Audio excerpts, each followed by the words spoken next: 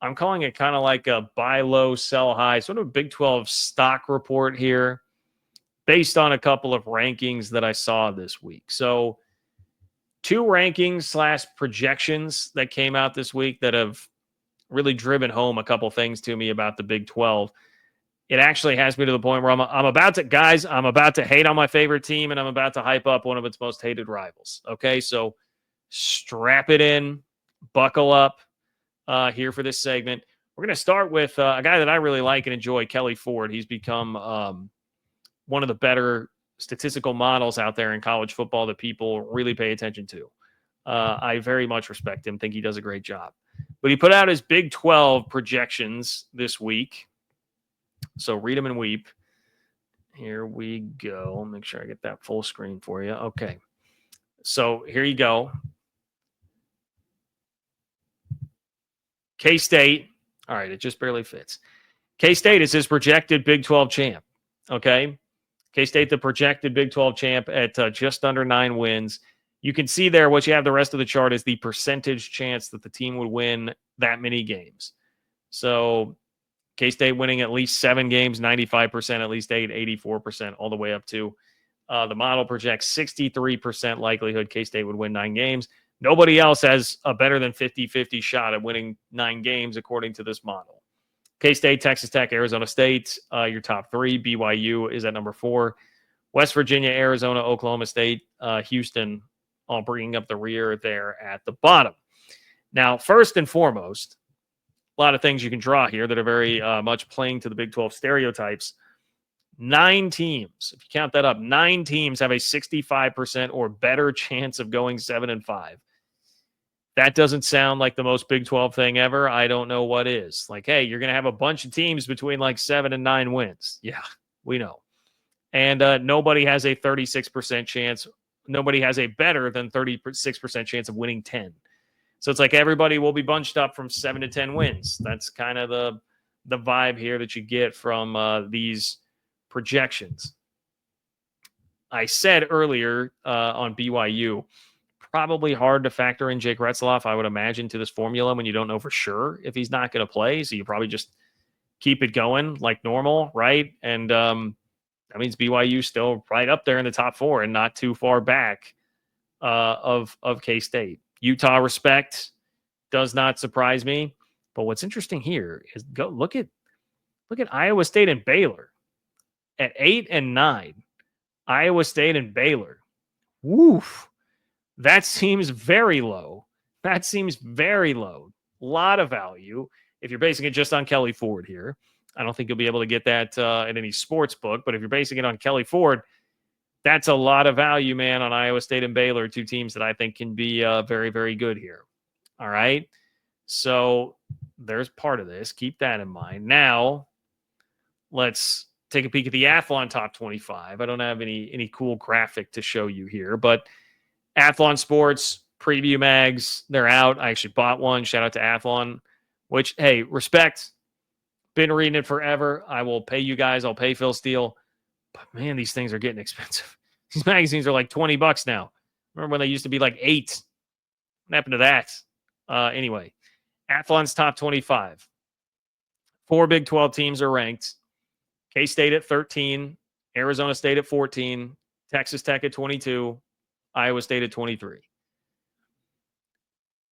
Arizona State at 14 does not surprise me. I would have thought for sure that would be the highest ranked Big 12 team. I don't know that I've seen K-State quite as high as 13 from anybody yet. It's a lot of K-State love, and I just showed you, hey, they were picked by Kelly Ford to they have the most likely odds anyway. I shouldn't say picked. According to Kelly Ford's model, they have the best chance to win the league. Now, look, obviously, love my squad. Love the Cats. I mean, you can see behind me. Shout out to my guy, Josh, who made the Everyman a Wildcat that you can see up at the top there. You should go find him on Twitter. Josh War, I believe, is Warr. He'll make you some great, great stuff. But I'm a K-State guy, all right? I don't know about this, man. I mean, I've been saying I think K-State's a 9-3 type of team, so I guess the 9 wins fits. But to have them as the 13th best team in the country or definitive favorite, I'm not saying that Kelly Ford's model has them as a definitive favorite, but if you're picking them as the favorite to win the league, to me, it's just like, first of all, there's not much value there. So if we're doing like a stock too high, stock too low, buy, sell sort of thing, I'm not even really saying that I would say sell K-State stock, but it's not one to buy based on what I've seen from preseason projections, just because it's already really high. And it's really high for a team that I think has a lot of talent. Believe me, I love the roster, but you need Avery Johnson to take a step forward in a year where he'll be playing with a third offensive coordinator in 3 years. You'd need Avery Johnson to take a significant step forward for it all to work. Otherwise, it's not going to work well enough to be much more than what they were last year. If you really want to get into the weeds, I mean, K-State lost a couple of NFL defensive backs. They lost the Big 12 Defensive Lineman of the Year. One of those defensive backs, Jacob Parrish, I just saw report out of Tampa was that it looks like he may have a chance to start as a rookie right away. So pretty good defensive backs that you just lost. And you're going to be plugging in a lot of, I think, again, very talented, but offensive lineman transfers with a new offensive line coach this year. I mean, there are some real question marks there. And it's a tough start to the season with that game in Ireland, which I think will tell so much about what the K-State and Iowa State season is going to be. I think that's a massive game, and we'll talk a lot more about it as it gets close. But that is a massive game for both of those teams in the league, two teams that I think very much should be considered Big 12 title contenders. But on the flip side of this, man, there are some teams based on what I've seen this preseason whose stock seems way too low. And like number one to me is Baylor. Some people are hip to this game. Like I think people that have paid closer attention to the Big 12 are a little more hip to this game. But like Sawyer Robertson, dude, is a great quarterback. That offense is explosive and fun. Dave Aranda seemed to be getting the defense better. It seemed to be on the right path. If you believe in them injecting a little bit more talent, more life, and just improving with a defensive coach, man, it's tough not to get really excited about Baylor. And when you start seeing them they're at number 9 in Kelly Ford's model, number 9 in the Big 12, I would take all the stock. Just give me all the stock to bet on Baylor finishing higher than 9th in the Big 12. Guarantee that. I would also say like TCU. TCU was at 6 in that model. I'm not seeing TCU in any top 25s for sure. I think most feel like they are a pretty middle of the pack Big 12 team, but Josh Hoover might be the most undervalued player in the conference. The dude threw for almost 4,000 yards last year. He is a baller. He can really play. And if you're looking at the 24/7 talent composite, which just takes every player on the team's rosters and then ranks them by like what their sheer talent is based on recruiting pedigree, TCU's number 1 in the conference in the talent composite. So ostensibly you're saying TCU has the best roster in the Big 12 and maybe the best quarterback, certainly a guy who's in that conversation in Josh Hoover. Why are they being undervalued so much? Why is there no talk about them being a top 25 team? Now, I would come back and say, well, people probably have some doubts about Sonny Dykes. I have some doubts about Sonny Dykes. Understood. There's also the schedule. And this is one thing you do definitely have to understand about TCU. They have 2 tough non-con games where they play SMU at home. They go to UNC week 1, Bill Belichick. Have fun with the media attention there. But then they've got to go to Arizona State. They have to go to K-State. They have to go to BYU. And they've got Baylor and Colorado at home. So that is a really tough schedule for TCU. I will concede that in this discussion. But I think we should at least acknowledge, again, if you're looking for a team to like buy low on, TCU fits that bill. Tough schedule, yes, but a lot of the ingredients are there and something to really, really like. And then, Iowa State, if you're telling me again, like Kelly Ford's model has them at 8th, you're telling me I can get Iowa State, like, hey, just give me whatever it is. How much money do I have to put down? Take out a second mortgage on my home, like on Iowa State finishing better than 8th in the Big 12 this year. I do have questions there, right? Can Rocco Beck still thrive to the extent that he did last year or close to it without 2 elite college wide receivers who are now playing in the NFL?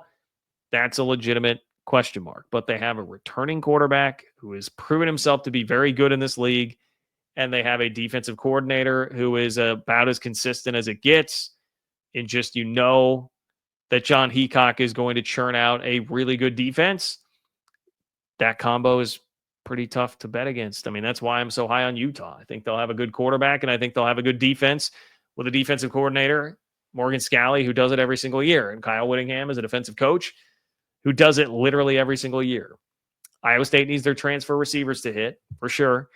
But I think it's a pretty safe bet that they would finish higher than 8th in the conference. So just some observations based on all these rankings that I am seeing preseason right now. I think that's my feel right now for like teams that I think maybe a touch high. And I mean, I hate to say it. Texas Tech might be another one, a smidge too high, just because some people are really, I think like Andy Staples, maybe Ari Wasserman also. Some people having them like in the top 15. I need to see it. You guys know my stance on Texas Tech. I got to see it first. I understand the logic behind that. I need to see it actually play out before I start getting there. That'd be another one just because their stock has risen so much. There's probably just not a lot of value in it right now. But those are, I guess, 5 teams that give you a little bit of a stock update on. I see Kim saying Baylor's got the easiest schedule in Big 12 history. Let's go look at that. If it really is that easy, that would make even the Kelly Ford analysis on Baylor sound even crazier. Well, they've got Auburn. That's right. Man, so Baylor's got Auburn and at SMU in the non-con. I did not realize the SMU part of that. Well, 3 of those first 4 games are tough. I mean, Baylor starts the year with Auburn, at SMU, Samford, and then against Arizona State.